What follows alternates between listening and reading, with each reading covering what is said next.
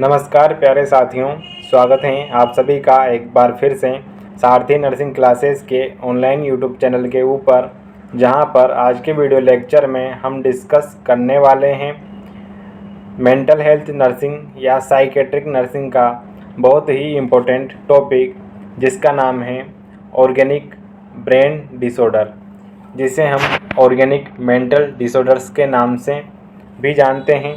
इसमें मेनली हम दो डिजीज़ेज़ के बारे में, दो कंडीशन के बारे में डिस्कस करने वाले हैं। इसमें पहला है डेलीरियम और दूसरा है डिमेंशिया। तो चलिए दोस्तों स्टार्ट करते हैं और सबसे पहले देखते हैं इस टॉपिक से बनने वाले इम्पोर्टेंट क्वेश्चंस, जो कि एग्ज़ाम के पॉइंट ऑफ व्यू से बहुत ही इम्पोर्टेंट होते हैं। इसमें पहला क्वेश्चन है define the organic brain disorder, describe the its types, aetiology, clinical feature and management. यह 16 नंबर के अंदर एग्ज़ाम में क्वेश्चन पूछा जाता है। इसके बाद सेकंड क्वेश्चन है difference between acute mental disorder and chronic mental disorders. यह 8 नंबर के अंदर क्वेश्चन पूछा जाता है, यानी कि डेलीरियम और डिमेंशिया के अंदर डिफरेंस पूछा जाता है। थर्ड क्वेश्चन है short notes, organic brain disorders क्या होते हैं। यह 4 नंबर के अंदर क्वेश्चन पूछा जाता है। और फोर्थ वन है डेलीरियम और डिमेंशिया। यह शॉर्ट नोट्स के रूप में एग्ज़ाम में क्वेश्चन पूछा जाता है 4 नंबर के अंदर। तो ये थे दोस्तों कुछ इम्पोर्टेंट क्वेश्चंस। इसके बाद हम देखते हैं कि ऑर्गेनिक मेंटल डिसऑर्डर्स क्या होते हैं और यह किस तरह से पेशेंट को इफ़ेक्ट करते हैं। It is also known as organic brain disorder, OBD, organic mental syndrome और ऑर्गेनिक साइकोसिस। यानी कि जो ऑर्गेनिक मेंटल डिसऑर्डर्स होते हैं, यह एक प्रकार के ऐसे डिसऑर्डर्स होते हैं जो कि ऑर्गेनिक कोज यानी कि ब्रेन या ऑर्गन के डैमेज होने के कारण होते हैं। इन्हें हम ऑर्गेनिक ब्रेन डिसऑर्डर्स या ऑर्गेनिक मेंटल सिंड्रोम, ऑर्गेनिक साइकोसिस के नाम से जानते हैं। सिंड्रोम का मीन्स होता है ग्रुप ऑफ डिजीजेस। इसमें वेरियस टाइप्स की डिजीजेस के सिम्टम्स एक साथ दिखाई देते हैं पेशेंट के अंदर। और साइकोसिस मीन्स मेजर मेंटल इलनेस होती हैं, जिसे हम साइकोसिस कहते हैं। और एक दूसरी तरह की माइनर मेंटल इलनेसेस होती हैं, जिन्हें हम न्यूरोसिस के नाम से जानते हैं। अब देखते हैं ऑर्गेनिक मेंटल डिसऑर्डर्स या ऑर्गेनिक ब्रेन डिसऑर्डर्स की definition. Organic mental disorders are behavioural और psychological disorders associated with sudden और परमानेंट ब्रेन डिसफंक्शन। यानी कि जो ऑर्गेनिक मेंटल डिसऑर्डर्स होते हैं, वह एक प्रकार के बिहेवियरल और साइकोलॉजिकल डिसऑर्डर्स होते हैं, जिनके अंदर सडन और परमानेंट ब्रेन डिसफंक्शन देखने को मिलता है। यानी कि इस कंडीशन के अंदर पेशेंट में एक्यूट या क्रोनिक या हम कह सकते हैं सडन और परमानेंट ब्रेन डिसफंक्शन देखने को मिलता है। यानी कि पेशेंट के जो ब्रेन के फंक्शंस होते हैं, कॉग्निटिव फंक्शंस, वह अल्टर्ड हो जाती हैं, डिस्टर्ब हो जाते हैं। इसके बाद सेकंड डेफिनेशन है organic brain syndrome is defined as a state of cerebral dysfunction associated with a disturbance in consciousness, cognition, mood, affect and behaviour in the without any drug infection और a metabolic कोज। यानी कि organic brain syndrome एक प्रकार की cerebral dysfunction state होती है, जिसके अंदर डिस्टर्बेंस इन कॉन्शियसनेस, यानी कि पेशेंट की जो कॉन्शियसनेस होती हैं, अलर्टनेस होती हैं, उसमें डिस्टर्बेंस दिखाई देता है। कॉग्निशन डिस्टर्ब हो जाता है, यानी कि पेशेंट की सोचने समझने की एबिलिटी नहीं होती है, क्षमता लॉस हो जाती है। मूड अफेक्ट यानी कि पेशेंट के जो इमोशंस होते हैं वह डिस्टर्ब हो जाते हैं, पेशेंट का बिहेवियर डिस्टर्ब हो जाता है। इन द विदाउट एनी ड्रग्स यानी कि बिना किसी ड्रग्स के, इन्फेक्शन के और मेटाबॉलिक कोज के, यानी कि ऑर्गेनिक ब्रेन डिसऑर्डर्स के अंदर किसी भी तरह का बॉडी से रिलेटेड कोज नहीं होता है। इसका कोज हमेशा एक्सटर्नल या फिज़िकल कोज देखने को मिलता है पेशेंट के अंदर। तो ये थी दोस्तों ऑर्गेनिक मेंटल डिसऑर्डर्स की definition.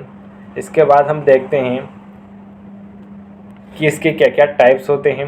Organic mental disorders mainly divided into 2 types. इसमें पहला है एक्यूट ऑर्गेनिक मेंटल डिसऑर्डर, यानी कि ऐसा ऑर्गेनिक डिसऑर्डर जो कि सडनली ऑनसेट होता है, एक्यूट ऑनसेट होता है। इसे हम डेलीरियम के नाम से जानते हैं। क्रोनिक ऑर्गेनिक मेंटल डिसऑर्डर यानी कि ऐसा मेंटल डिसऑर्डर जो कि लंबे समय तक चलता है, जिसका ऑनसेट क्रोनिक होता है। इसे हम डिमेंशिया के नाम से जानते हैं, जो कि जिसमें मेमोरी का लॉस देखने को मिलता है।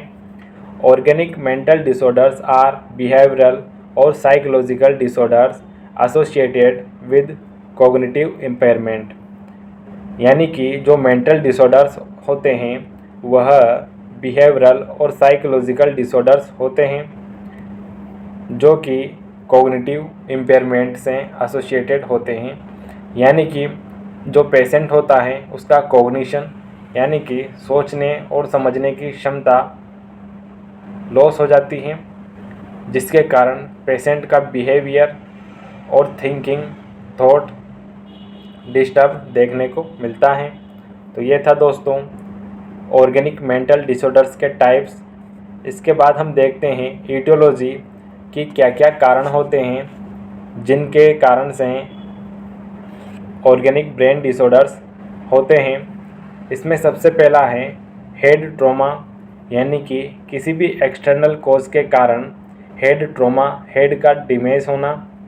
उस कंडीशन में डेलीरियम और डिमेंशिया हो सकता है या होता है। मेटाबॉलिक और एंडोक्राइन डिसऑर्डर्स, वेरियस जो कंडीशंस होती हैं मेटाबॉलिक और एंडोक्राइन डिसऑर्डर्स की, उनमें भी डेलीरियम और डिमेंशिया देखने को मिलता है। इसमें एग्जाम्पल की हम बात करें जैसे कि हाइपोग्लाइसेमिया और हाइपोथायरॉयडिज्म की कंडीशन में देखने को मिलते हैं। सब्सटेंस रिलेटेड यानी जो पेशेंट सब्सटेंस एब्यूज़ करते हैं उनमें भी ऑर्गेनिक ब्रेन डिसऑर्डर्स होने की संभावना होती है। मेडिकेशन इंड्यूस्ड यानी कि कभी कभी जो मेडिकेशंस होती हैं उनके इंटॉक्सिकेशन और टॉक्सिकेशन के कारण भी ओबीडी देखने को मिलता है। Severe anaemia and vitamin deficiency, severe anaemia की कंडीशन यानी कि हाइपोवोलेमिया या फ्लूइड लॉस होने की कंडीशन में, और विटामिन डेफिशिएंसी यानी कि फ्लूइड इलेक्ट्रोलाइट इम्बैलेंस की कंडीशन में भी हमें ऑर्गेनिक ब्रेन डिसऑर्डर्स देखने को मिल सकते हैं। पोस्ट सर्जिकल कंडीशन, और जो पोस्ट सर्जिकल कंडीशन होती हैं उस कंडीशन में भी डेलीरियम और डिमेंशिया देखने को मिलते हैं। इन्फेक्शन, ब्रेन में किसी भी तरह का इन्फेक्शन या इन्फ्लामेशन होने के कारण भी ओबीडी देखने को मिलता है। एग्जाम्पल के तौर पर जैसे कि मेनिंजाइटिस, एन्सेफेलाइटिस जैसी कंडीशन में हो सकता है। सेरेब्रोवैस्कुलर स्ट्रोक, यानी कि जो ब्रेन की माइनर ब्लड वेसल्स होते हैं उनमें थ्रोम्बस बनने के कारण ब्लड की सप्लाई इम्पेयर्ड हो जाती है और वहाँ पर इन्फेक्शन देखने को मिलता है, जिसे हम स्ट्रोक के नाम से जानते हैं। इस कंडीशन में भी जो कॉग्निशन फंक्शंस होते हैं वह अल्टर्ड देखने को मिलते हैं। और लास्ट है एपिलेप्सी, यानी कि पेशेंट के अंदर जब सीजर्स आते हैं उस कंडीशन में भी इंजरी के कारण ब्रेन डैमेज होता है और ऑर्गेनिक ब्रेन डिसऑर्डर्स देखने को मिलते हैं। तो ये थे दोस्तों ओबीडी या ऑर्गेनिक मेंटल डिसऑर्डर्स के कॉजेज़ और ईटियोलॉजी। इसके बाद देखते हैं कुछ इम्पोर्टेंट कॉज, जैसे कि इन्फेक्शन, ब्रेन में इन्फेक्शन की कंडीशन में, जैसे कि मेनिंजाइटिस, इंसेफेलाइटिस, डिमेंशिया की कंडीशन में यानी एल्जाइमर डिमेंशिया। ब्रेन इंजरी यानी कि फिजिकल ट्रॉमा के कारण ब्रेन इंजरी, उस कंडीशन में एल्कोहल और ड्रग जैसे कि सब्सटेंस एब्यूज़ पेशेंट में देखने को मिलता है। कार्डियोवैस्कुलर डिसऑर्डर्स यानी कि ब्रेन में ब्लड की सप्लाई कम होने के कारण हाइपोक्सिया और इस्चीमिया देखने को मिलता है।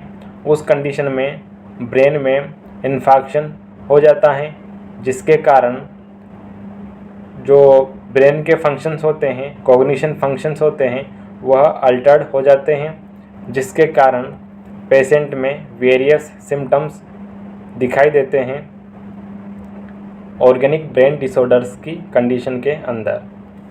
तो ये था दोस्तों आज का हमारा बहुत ही इम्पोर्टेंट वीडियो लेक्चर, जो कि एग्ज़ाम के पॉइंट ऑफ व्यू से बहुत ही इम्पोर्टेंट होता है। आई होप आज का वीडियो लेक्चर आपको पसंद आया होगा।